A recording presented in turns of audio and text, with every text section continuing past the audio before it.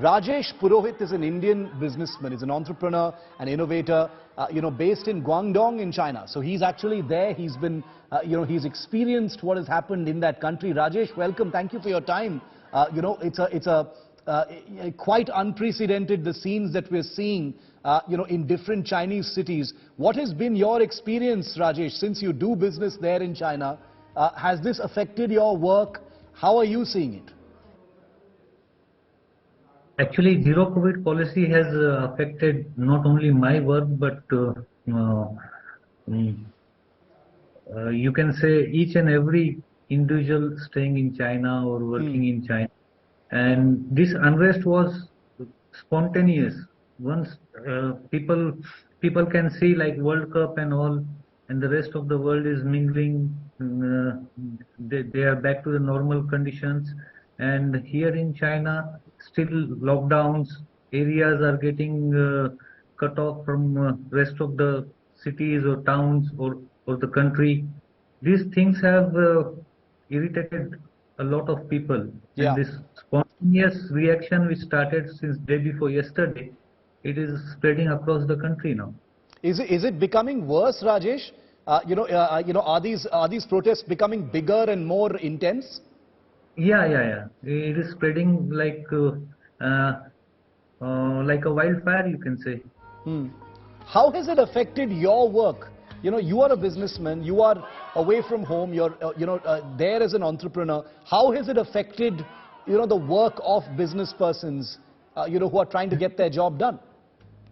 Zero COVID policy has certainly affected. It is very difficult to plan under such circumstances. Like any area might get closed at any time for any number of days. It is really very uncertain. Like if you detect a case in one particular community, the community gets locked down. The people who are inside the community are not able to come out. So these kind of things have affected a lot of people. It is very hard and very difficult to plan any kind of activity. It's incredible.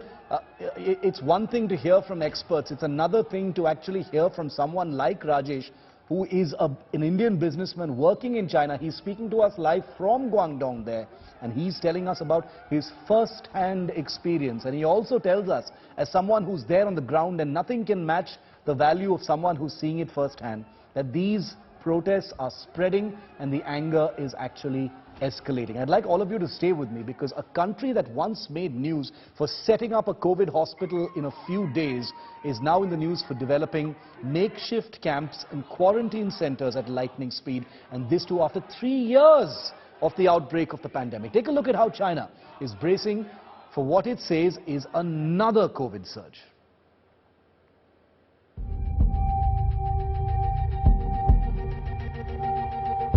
Once in the news for building hospitals for COVID-19 at breakneck speed, a record 8 days in the year 2020.